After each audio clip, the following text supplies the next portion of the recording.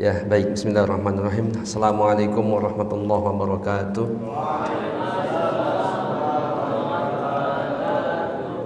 Alhamdulillah, wassalatu wassalamu ala rasulillah wa ala alihi wa sahbihi wa man wala. Amma ba'du. Baik, kaifahanukum? Khair semuanya? Alhamdulillah, ini pertemuan yang ketiga dari belakang. 3 kali pertemuan lagi insya Allah selesai ya dengan ini. Kalau nggak salah targetnya selesai di bulan Februari, Maret, April ya. Antum dapat jadwalnya nggak? Ininya SG-nya bukan antumnya selesai. SG-nya. Baik, kemarin kita sampai di bab 13 kalau nggak salah. Jadi sekarang kita lanjut di bab yang ke-14 ya, di buku Ruh Juang Masyarakat Islami. Di bab yang ke-14 ini tentang masyarakat Islami dan non-Islami. Kita akan bahas mungkin paling sedikit sampai bab 16, jihad membangun masyarakat Islami. Ya, ini Anda lihat sudah dicoret-coret sama antum, berarti sudah pernah dibahas ya. Mungkin sudah berkali-kali. Kita kembali mengulang masyarakat Islami dan non-Islami. Baik, saya bacakan, antum simak, nanti kita bersama-sama akan melihat atau menyimak penjelasannya. Masyarakat Islami dan non-Islami atau dan masyarakat non-Islami. Masyarakat Islami adalah masyarakat yang ditegakkan padanya kedaulatan Allah syar'iyah.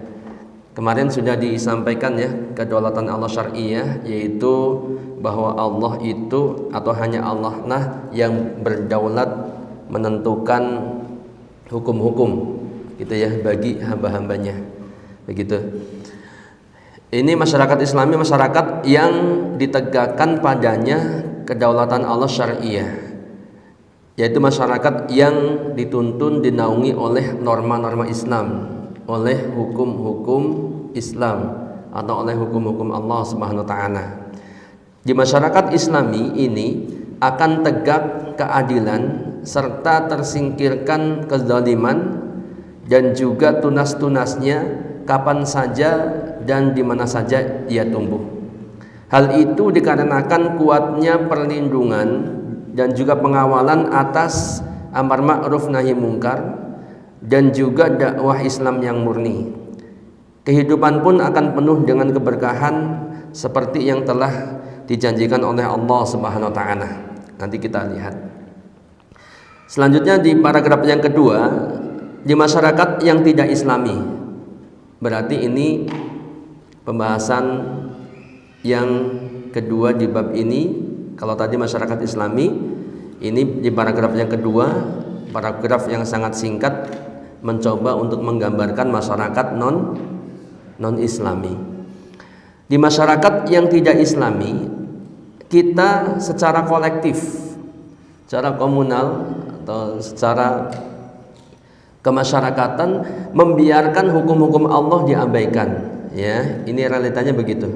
Kalau masyarakat tidak Islami, pasti hukum-hukum Allah terabaikan. Seakan-akan kita tidak mengimaninya, sampai seolah-olah kita itu kayak bukan orang beriman, kayak bukan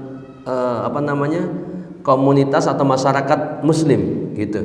Meskipun secara status Muslim, tapi realita yang ada di masyarakat itu seolah-olah kita bukan orang-orang beriman. Sebab semua aturan-aturan Allah, aturan-aturan Tuhan itu diabaikan. Ya. Akibat yang akan terjadi adalah kehancuran dunia dan juga ancaman bagi kehidupan di akhirat nanti. Kehancuran dunia dan akhirat. Ini untuk masyarakat yang tidak Islami. Ya. Kerusakan di seluruh lini kehidupan akan terus membesar bagaikan bola salju yang terus bergulir.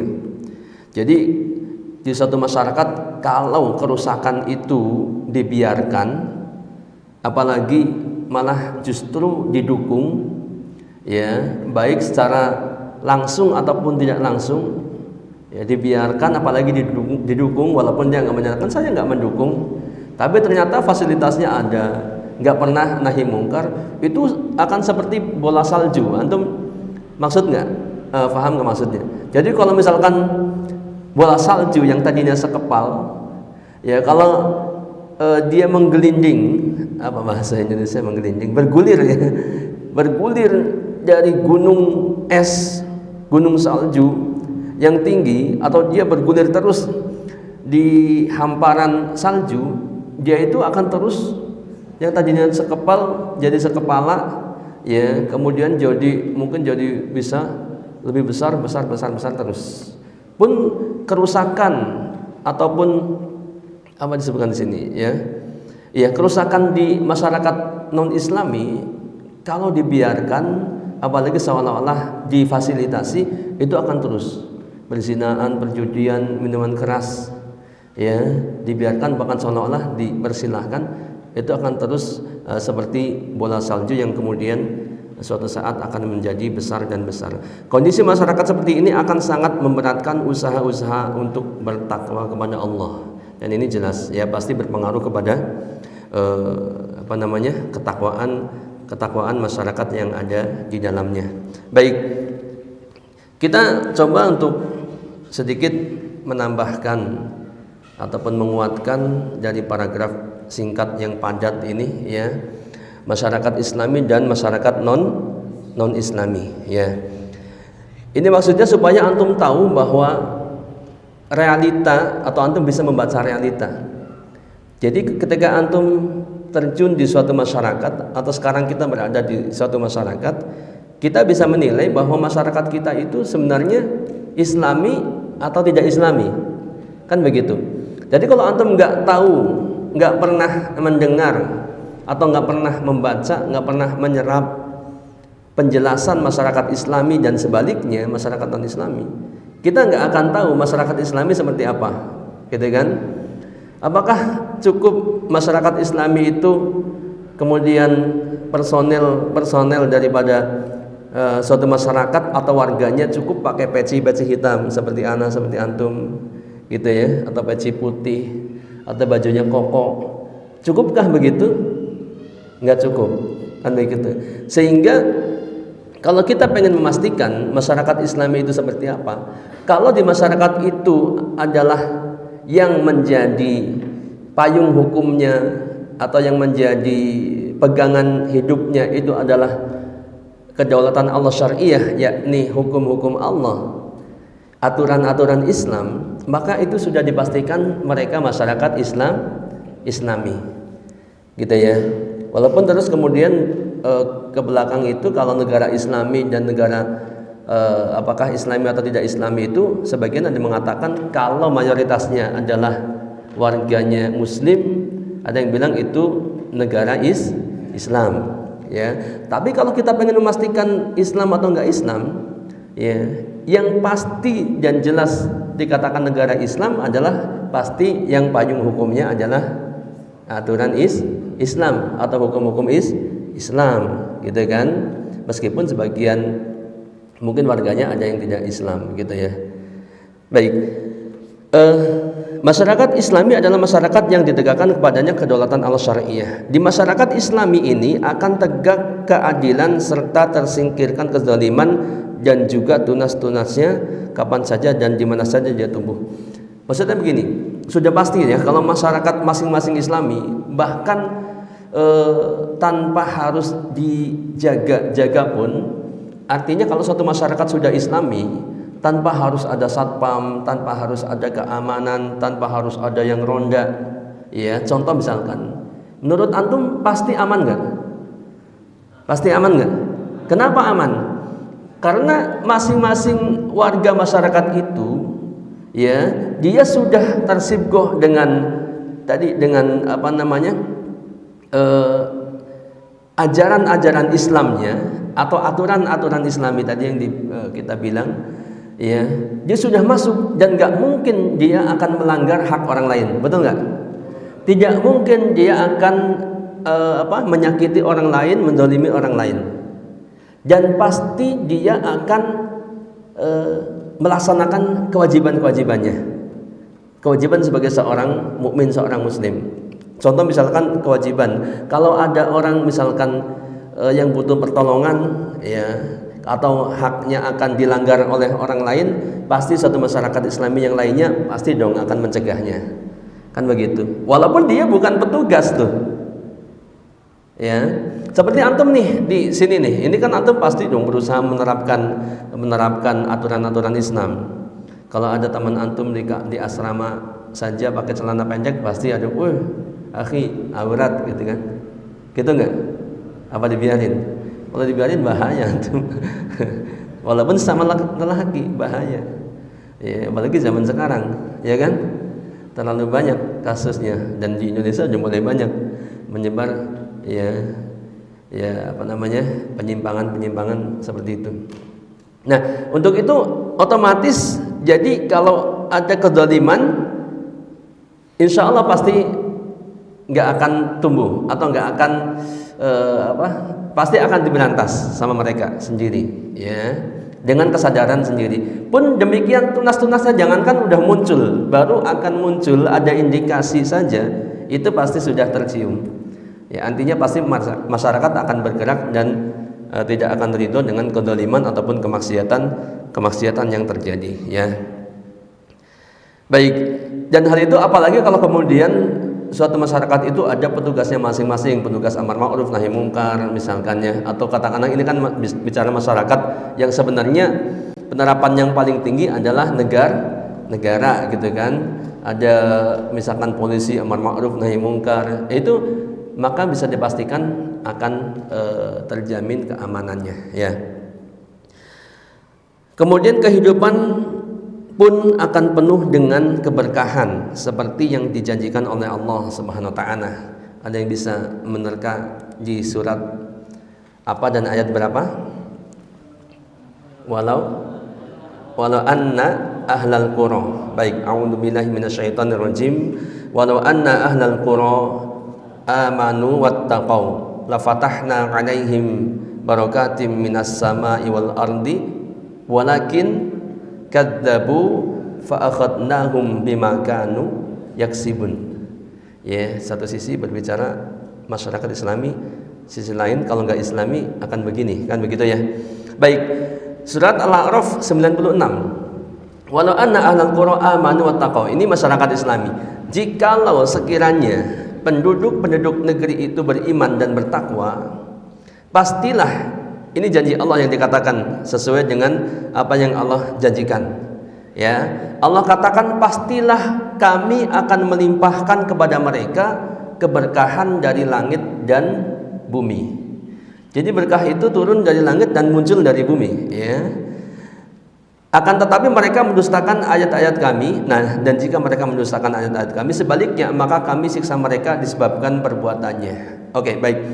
Jadi ayat ini dalam tafsir dikatakan, ini kalau nggak salah tafsir Ibnu Katsir, ya. Wa qauluhu ta'ala walau anna ahlal qura amanu wattaqau ay amanat qulubuhum bima ja'athum bihi rusul wa saddaqat bihi wattaba'athu wattaqau bi fi'li ta'at wa tarkil muharramat. Maksudnya dia beriman dan bertakwa itu, mereka itu beriman kepada rasul yang diutus kepada mereka. Jadi termasuk umat yang terdahulu sebelum diutusnya Rasulullah SAW. Kalau mereka beriman kepada rasul-rasul, beriman kepada Allah dan kepada rasul-rasulnya, ini termasuk dalam ayat ini, ya. Kemudian membenarkannya dan mengikuti para rasul itu, bertakwa dengan amal ketaatan dan meninggalkan apa-apa yang diharamkan, maka la fatahna 'alaihim barakatim minas sama'i wal ard ay qataras sama wa nabatal ard. Jadi yang dimaksud dengan keberkahan dari langit dan bumi di antara tafsirnya adalah turunnya apa? Hujan yang berkah gitu, ya. Hujan yang bermanfaat. Sebenarnya yakin nggak kalau asal dari hujan itu adalah manfaat? Betul nggak? Nah, cuman bagaimana ketika realitanya hujan itu malah bikin banjir, sampai banjir ada yang rumahnya tenggelam tinggal atapnya.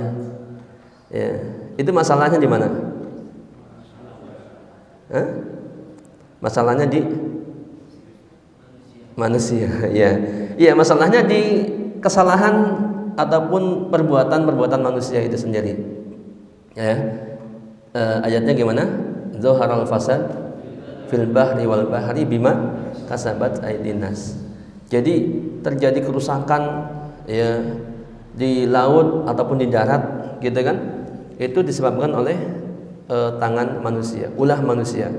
Dan ternyata realitanya begitu, longsor di mana-mana itu ternyata sekarang kalau kita lihat gunung di mana-mana sudah mulai botak gitu ya. Sudah mulai digerogotin ya sampai akhirnya terjadi banyak musibah bencana. Termasuk banjir pun demikian oleh perbuatan tangan manusia. Ya, gunungnya udah gundul, nggak bisa menyerap air, ya kemudian air semuanya turun ke bawah. Ya, kalaupun tidak longsor terjadi banjir di bagian bawah sana. Ya, di bawah sana itu kenapa bisa banjir?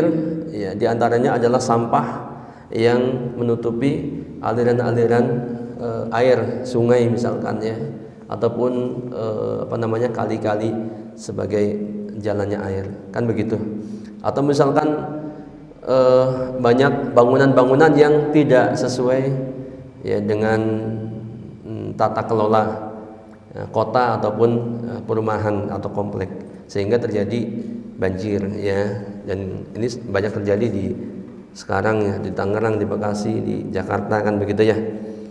Nah, itu tentunya bukan menuduh siapa-siapa, tapi harus evaluasi, kan begitu. Baik. Jadi di ayat ini mengatakan kalau orang beriman atau penduduk negeri beriman bertakwa, Allah akan berikan keberkahan dari langit dan bumi ya. Kemudian di ayat yang lain surat An-Nahl 97, man amila salihan min dzakarin aw unsa wa huwa mu'min falanuhyiyannahu hayatan thayyibah wa lanajziyannahum ajrahum bi ahsani ma kanu ya'malun. Barang siapa yang mengerjakan amal saleh. Kalau orang yang mengerjakan amal saleh berarti dia, kalau personel atau suatu masyarakat berarti masyarakat Islami. Ya, jelas. Berarti orang beriman bertakwa. Seperti tadi dalam surat Al-A'raf 96. Surat An-Nahl 97 mengatakan barang siapa yang mengerjakan amal soleh, tidak dibedakan laki-laki ataupun perempuan, dan dia beriman kepada Allah. Dan syarat amal soleh, amal disebut amal soleh atau orang disebut melaksanakan atau melakukan amal soleh adalah dia beriman. Kalau tidak beriman tidak disebut beramal soleh ya. Dia beriman ya, amal soleh laki perempuan beriman, maka sesungguhnya akan kami berikan kepadanya kehidupan yang baik, hayatan thayyibah, dan sungguh kami akan berikan balasan kepada mereka dengan pahala yang lebih baik daripada yang telah mereka kerjakan. Ibnu Katsir rahimahullah dalam tafsirnya mengatakan ayat ini merupakan janji Allah bagi orang-orang yang beramal soleh, laki-laki maupun perempuan dari keturunan Nabi Adam. Ya, sekali lagi seperti tadi disampaikan dalam tafsir itu bahwa mereka beriman kepada para rasul dari rasul ke rasul terdahulu ya. Maka ini pun disebutkan dari keturunan Nabi Adam. Ya, bukan hanya umat sekarang. Yang dimaksud amal saleh yaitu perbuatan yang mengikuti petunjuk dan sunnah Nabi SAW. Pun demikian tidak disebut amal saleh kalau menyelisihi sunnah, kalau menyelisihi Al-Quran ya, ataupun menyelisihi sunnah. Jika hati mereka beriman kepada para rasul ya, kepada Allah dan Rasulnya, dan amal saleh yang dilakukan itu benar-benar disyariatkan oleh Allah, maka di dunia Allah akan memberikannya kehidupan yang baik, hayatan thayyibah. Sedangkan di akhirat ya, kata beliau ini Allah akan membalasnya, dikatakan dalam ayat ini kan walan najziyannahum ajrahum bi ahsani ma kanu ya'malun. Maka Allah akan membalasnya dengan balasan yang lebih baik dari apa yang telah mereka kerjakan. Ya, jadi di akhirat akan dibalas dengan balasan yang lebih baik dari apa yang mereka kerjakan. Pun demikian, jadi pahala atau balasan surga contohnya ya, diberikan kepada kita itu jelas itu lebih baik daripada apa yang kita kerjakan. Dan amal soleh ataupun ibadah yang kita kerjakan sebenarnya tidak cukup layak untuk dibalas surga. Ya, ibadah kita kepada Allah Subhanahu wa taala itu, apalagi orang-orang kayak kita misalkan banyak dosa, banyak lupa, banyak lalai, ya, banyak gak khusyuk, itu kalau dibalas dengan surga kayaknya nggak pantas gitu, nggak sebanding, dan memang nggak akan sebanding. Ya, maka disebutkan kita masuk surga pun karena apa? Karena rahmat Allah, bukan semata-mata karena amal antum, bukan. Ya, bukan semata-mata karena amal kita, sebab amal kita nggak ada apa-apanya gitu, dibanding dengan ya balasan yang Allah siapkan untuk kita berupa surga. Ya. Kemudian kehidupan yang baik itu mencakup ketentraman batin dalam setiap sisi kehidupan. Ini tafsir tentang hayatan thayyibah. Hayatan thayyibah itu banyak, ya, ada yang mengatakan rizki yang halal, ini tentunya di dunia. Kemudian Ali bin Abi Thalib radhiyallahu anhu menafsirkan dengan qanaah. Jadi antum kalau dikasih sifat qanaah itu berarti antum dikasih sebagian daripada hayatan thayyibah. Ini benar, serius. Ya, sebab kalau sudah qanaah, meskipun hidup kita pas-pasan atau sedikit, ya, menurut takaran zahir rezeki kita misalkan, kalau kita qanaah itu tetap akan merasa puas, merasa senang, merasa tentram. Ya, dan sebaliknya kalau nggak qanaah, mau banyak sebanyak apapun tetap akan serakah. Ya, mau gaji 50 juta, tunjangan ratusan juta, rumah mewah, mobil bagus segala macam, tetap aja masih korupsi. Ya, berarti nggak qanaah. Maka ketika dikasih qanaah itu hayatan thayyibah, kan begitu ya. Kemudian beliau juga mengatakan bahwa diriwayatkan dari Ibnu Abbas,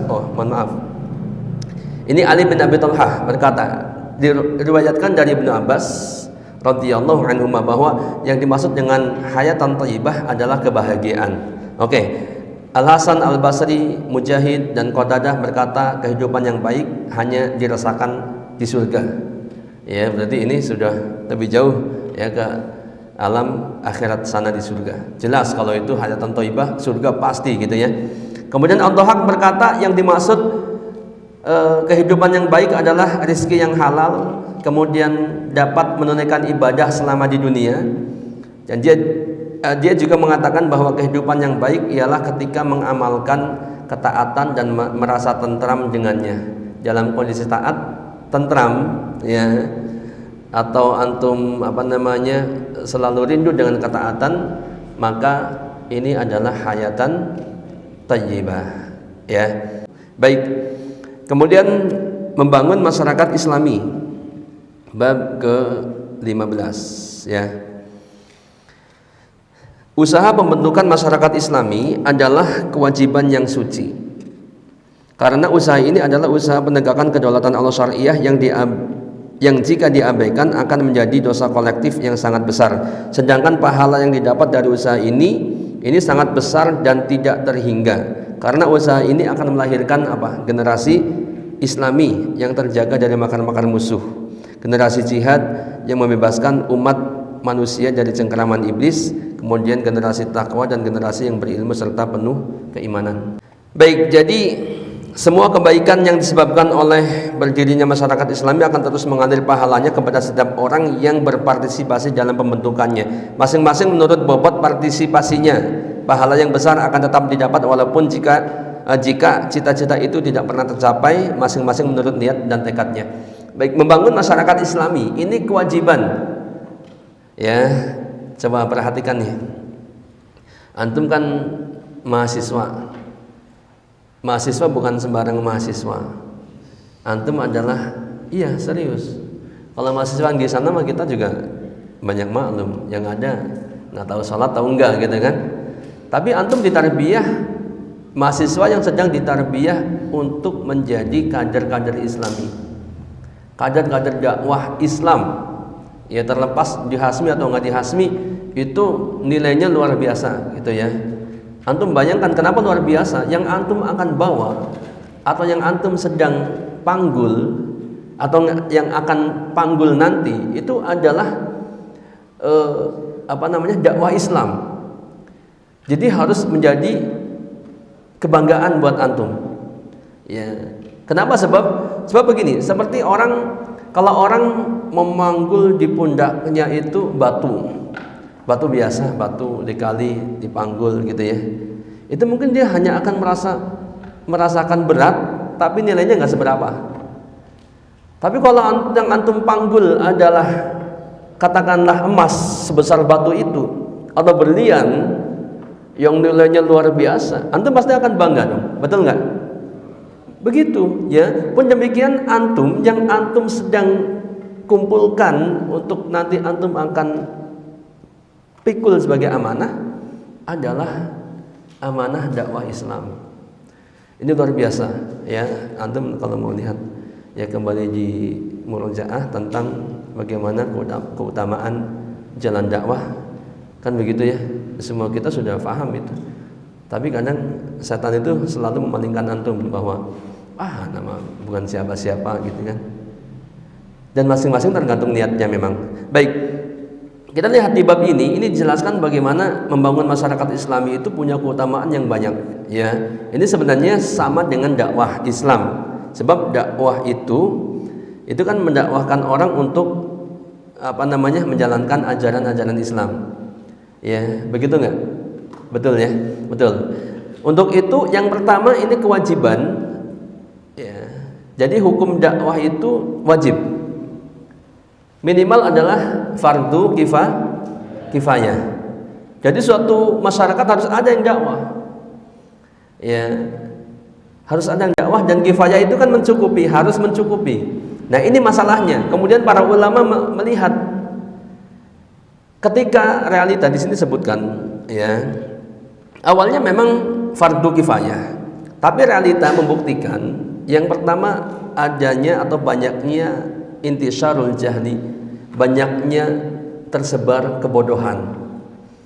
Antum percaya nggak banyak orang yang bodoh tentang agama meskipun dia muslim? Betul nggak? Antum yakin nggak banyak orang yang nggak bisa baca Quran? Dia muslim padahal kitab sucinya Al-Quran. Ya, mungkin boleh dibilang di Indonesia mungkin mayoritas masih banyak yang belum bisa membaca Al-Quran. Apalagi misalkan di pelosok-pelosok sampai wajibnya sholat pun ada yang nggak tahu. Ya, misalkan orang-orang yang udah agak sepuh ditanya, "Mbah, nggak sholat?" Sholat. Ya, sholat itu kan wajib, Mbah, wajib. Dengan perintah sholat dia nggak tahu tuh. Ada orang saya pernah dengar siapa, ustadz atau siapa, sampai seperti itu. Ya, karena dakwah kurang masif di sana. Jadi orang hidup itu ya sesuai naluri mereka aja. Itu ya, sampai-sampai apalagi baca Al-Quran jelas sangat buta Al-Quran gitu kan. Kemudian yang kedua, yang pertama intisarul jahli, banyak kebodohan ya. Bahkan meskipun title-nya profesor, doktor di bidang-bidang mereka, tapi masalah agama banyak yang jahil. Ya, kemudian wa kasratul fasad, banyaknya kerusakan. Tadi disebutkan di masyarakat non-Islami, realita kita begitu. Banyak kerusakan, ya. Kerusakan mulai dari orang yang besar, kesyirikan itu jelas. Ya, kemudian di bawahnya apalagi gitu kan? Pembunuhan, pencurian, perselingkuhan, perzinaan. Sampai-sampai sekarang orang pada, mohon maaf, perempuan open BO itu nggak malu-malu. Iya, serius. Ya, itu karena banyak beritanya akhirnya terjadi begini begitu. Bahkan sampai suami menjual istrinya. Nah, untuk bilamin, dan sampai begitu, ya. Itu luar biasa. Jadi banyak kerusakan. Nah, ketika melihat realita itu, ditambah lagi jumlah dai yang berdakwah itu, jumlah ustadz, jumlah dai yang berdakwah itu tidak mencukupi. Ya, makanya banyak sudut-sudut kaum tertentu atau daerah-daerah tertentu yang tidak tersentuh oleh dai. Ya, sehingga kata Syekh bin Baz, beliau mengatakan ketika jumlah dai sedikit tadi, kemudian kebodohan tentang agama, kerusakan itu banyak, ya terjadi di mana-mana, maka sehingga dikatakan takunu dakwah fardu ain. Dakwah itu menjadi fardu ain. Tadinya statusnya apa? Fardu kifayah. Fardu ain ala kulli wahidin bihasbi taqati. Atas setiap individu muslim, kita semua sesuai dengan kemampuannya. Dakwah fardu ain sesuai dengan kemampuan kita. Ya. Wajibnya itu sesuai dengan kemampuan kita, bukan fardu ain sesuai dengan kemampuan Ustadz Fulan yang luar biasa, enggak. Ya, itulah indahnya Islam, sesuai dengan kemampuan kita. Dan ana rasa antum semua punya kemampuan yang banyak, sehingga ini kewajiban kita. Kalau ditinggalkan ini berdosa, ya, berdosa. Dan kalau dijalankan banyak sekali keutamaannya. Ya, kita lihat. Di antaranya adalah misalkan kalau kita melaksanakan perintah dakwah, kita akan jadi umat yang terbaik. Kan gitu, seperti dalam surat Ali Imran surah 10, kuntum khairu ummatin ukhrijat linnas ta'muruna bil ma'ruf wa tanhauna 'anil munkar wa tu'minuna billah. Jadi kalian adalah umat yang terbaik ketika apa? Ya. Ketika ta'muruna bil ma'ruf wa tanhauna 'anil munkar. Ketika berdakwah. Ya, ada yang mengatakan para ulama memang ini yang dimaksud adalah para sahabat.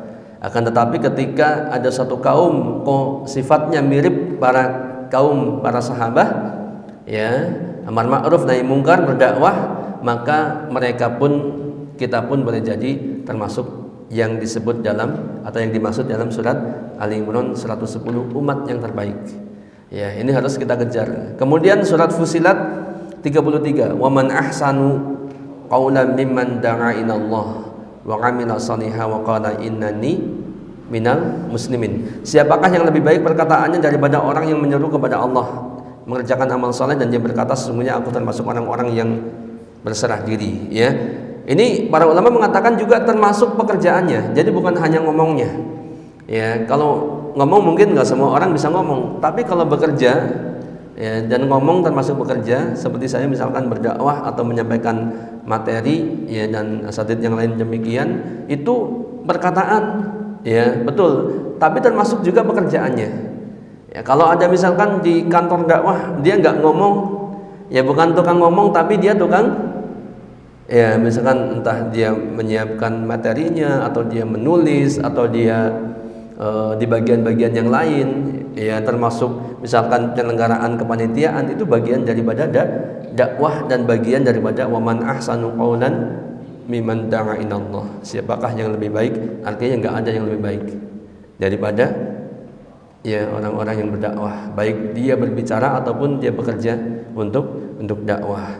Pahala berlimpah, ya, man da'a ila huda kana lahu minal ajri mislu ujuri man tabi'ahu la yanqusu dzalika min ujurihim syai'an. Barang siapa yang memberikan petunjuk, ya, kepada orang lain, maka dia akan mendapatkan pahala seperti orang yang mengikutinya. Antum bayangkan, ya, makanya Rasulullah SAW itu yang paling banyak pahalanya.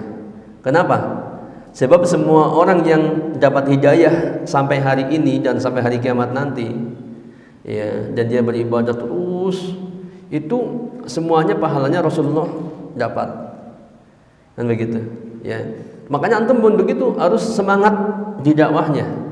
Bahkan sampai pun nggak ada orang yang mengikutinya pun, pahala itu sudah banyak ayat-ayat dan hadis-hadis yang lain yang menyebutkan keutamaan dakwah tanpa harus banyak pengikut followernya misalkan.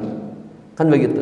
Nanti kalau yang nggak ada para nabi yang nggak banyak pengikut atau pengikutnya 1-2 orang, ya, apakah mereka nggak dapat pahala? Tetap dapat, ya. Tapi tentunya keutamaannya kan berbeda dengan Rasulullah SAW.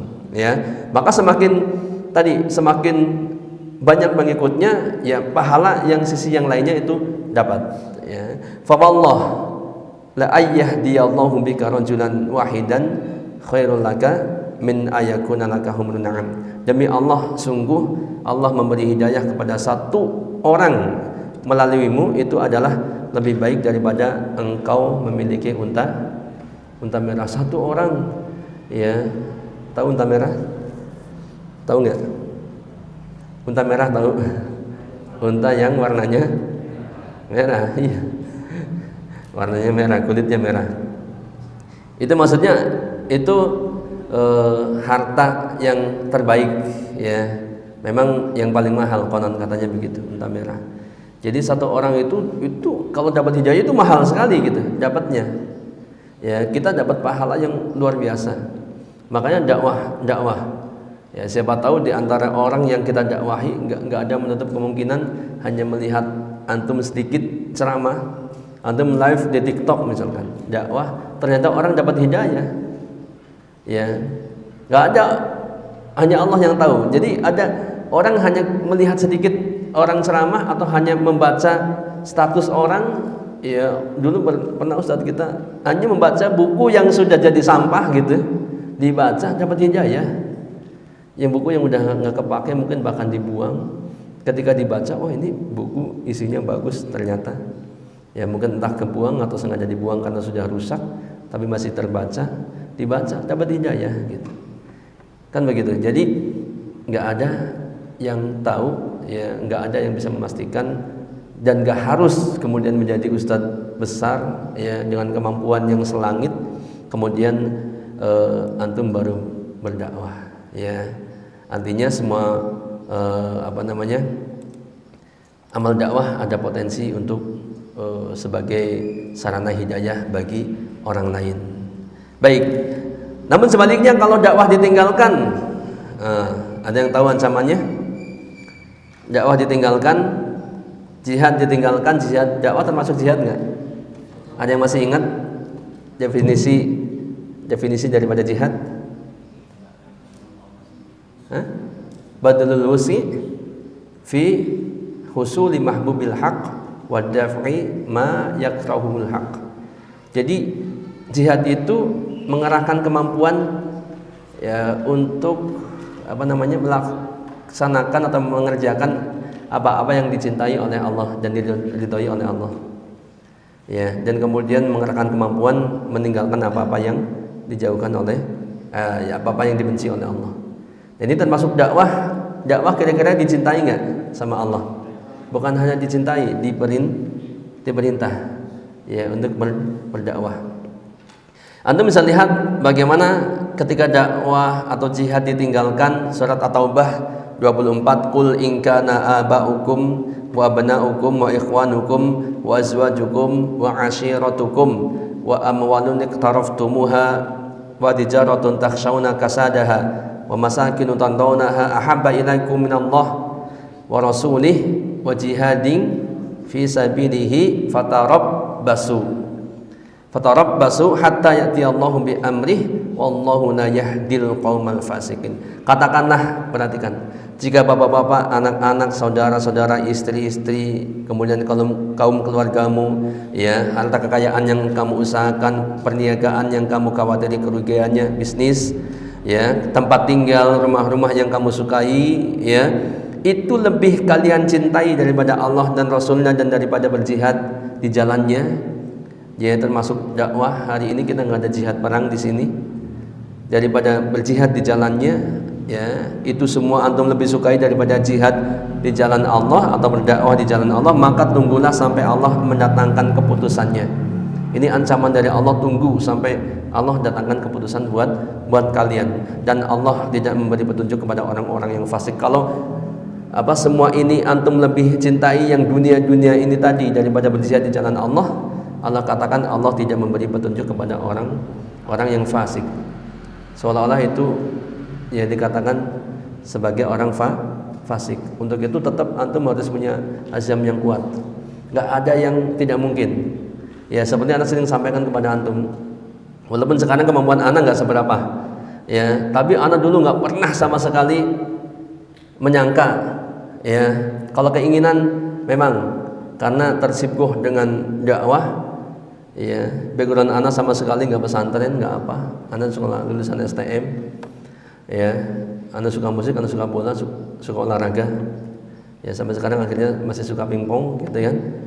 Nggak pernah terbayang, tapi begitu anak dengar dakwah, dengar Radio Fajri, sering dimotivasi untuk dakwah. Sampai sekarang Hasmi pun mengaktifkan anggotanya untuk dakwah. Ya akhirnya saya kepengen dan sampai ikut program di sini seperti antum. Tapi anak udah pada tua. Ya di kelas anak udah pada tua termasuk anak. Ya. Tapi alhamdulillah Allah berikan kesempatan. Ya meskipun banyak kekurangan, jalan. Antum pun demikian nanti. Ya, supaya apa? Supaya mendapatkan banyak keutamaan tadi dan supaya terhindar dari keburukan. Ya, untuk keuntungan ataupun ya untuk keuntungan buat antum masing-masing. Kemudian kalau ditinggalkan dakwah itu, ingat bahwa ketika terjadi kerusakan itu yang kena dampaknya itu bukan hanya orang-orang yang jahat, orang-orang yang zalim, orang-orang yang rusak saja. Di Aceh, kami yang Sumatera kemarin, menurut aku banyak orang soleh nggak? Banyak banget. Ya, mereka kena dampak nggak? Kena dampak sampai keluarganya banyak yang meninggal, rumahnya hilang, tertutup lumpur semuanya. Itu banyak, ya. Tapi memang ketika kerusakan itu terjadi, musibah itu ketika datang, orang soleh yang ada di sana, itu pun akhirnya kena dampaknya. Untuk itu kita berusaha untuk menjadikan masyarakat itu benar-benar masyarakat yang Islami. Jangan sampai Allah kemudian tegur dengan musibah, ya, oleh sebab kerusakan yang dibuat oleh kita sendiri atau masyarakat itu sendiri. Wattaqu fitnatan la tusibannal ladzina zalamu minkum khassah wa'lamu annallaha syadidul 'iqab. Dan peliharalah, takutlah dirimu daripada siksaan yang tidak khusus menimpa orang-orang yang zalim saja di antara mereka atau di antara kalian, dan ketahuilah bahwa Allah amat keras siksanya. Jadi ketika tadi ada musibah itu terjadi, ya bukan hanya menimpa orang yang zalim saja. Dan musibah yang terjadi tadi seperti disampaikan bahwa itu diantaranya adalah oleh sebab kerusakan yang diperbuat oleh tangan manusia. Ya. Baik, ada terakhir saya ringkaskan di sini, ya, menguatkan surat Al-Anfal 25. Ada obrolan antara Ummul Mukminin Zainab binti Jahsh. Beliau bertanya kepada Rasulullah SAW, ya Rasulullah, anuhlak wa fina salihun. Wahai Rasulullah, apakah kami akan tetap dibinasakan padahal di tengah-tengah kami ada orang-orang soleh? Ya, maka beliau SAW menjawab, na'am, betul, meskipun di tengah-tengah kalian ada orang-orang soleh, ya, ketika apa? Idza kasurul khabas, ketika banyak terjadi kerusakan, keburukan. Walaupun di tengah-tengah kalian ada orang-orang soleh, tetap bencana musibah itu bisa. Jadi orang soleh itu tidak menjamin, ya, tidak menjamin. Walaupun boleh jadi Allah tahan karena ada orang soleh, tapi tidak menjamin, tidak ada yang tahu. Ya, dan boleh jadi karena musibah, karena kerusakan yang ada, ya, walaupun ada orang soleh di situ, dia akan tetap terkena musibahnya. Baik, ini jadi membangun masyarakat Islami ada pahala yang luar biasa, tapi ketika dilalaikan, ketika ditinggalkan, ada ancamannya. Ya, artinya pahala itu harus jadi motivasi buat antum, dan ancaman ketika ditinggalkan harus menjadikan antum takut. Ya, sebab ini ancaman bukan dari orang manusia kayak kita, tapi ini langsung dari Allah dan Rasulnya Sallallahu Alaihi Wasallam. Ya, sehingga maksudnya ketika ada ancaman, ketika ditinggalkan kok terancam atau ada keburukan, ya, ada ancaman baik siksa, laknat atau keburukan yang lainnya, itu berarti sebaliknya bahwa perbuatan itu diperintahkan untuk dijalankan. Seperti silaturahmi, kalau ditinggalkan dia terancam apa? La yadkhulul jannah qati'ur rahim, tidak akan masuk surga orang yang memutus tali silaturahmi. Berarti silaturahmi itu harus disambung, begitu. Artinya, jadi walaupun nggak ada perintah yang jelas, misalkan contoh saja ini silaturahmi, ada perintahnya. Tapi ada hadis yang mengatakan begitu, ya artinya silaturahmi itu diperintahkan untuk disambung. Sebab ada ancaman ketika memutusnya. Pun begitu, ketika ada ancaman ketika dakwah atau jihad ditinggalkan atau banyaknya kerusakan karena nggak ada orang yang berdakwah, gitu ya, atau mungkin dibiarkan, maka berarti dakwah itu diperintahkan, ya, supaya ancaman itu tidak mengena kepada kita. Berarti perintah dakwah itu diperintahkan untuk dilaksanakan. Baik. Ini di bab 16 ana rasa sama, cuman ada pengantar gitu ya.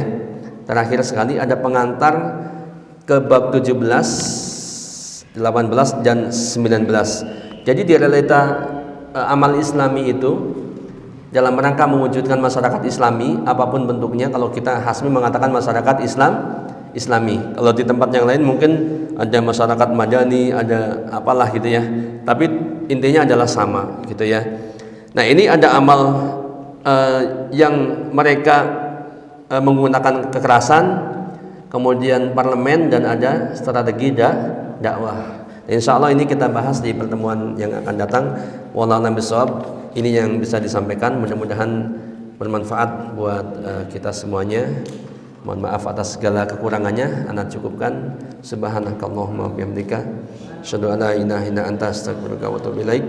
Assalamualaikum warahmatullahi wabarakatuh.